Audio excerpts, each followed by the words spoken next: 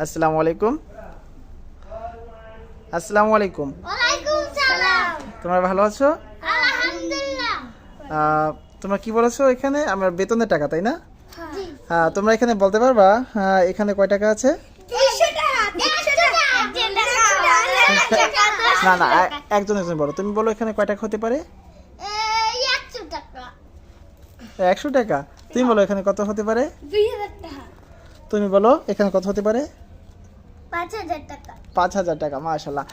জুনাইদ, তুমি বলো তো এখানে কত হতে পারে? 7000 টাকা। 7000 টাকা। এই তোমাদের সর্বোচ্চ বলা। হ্যাঁ।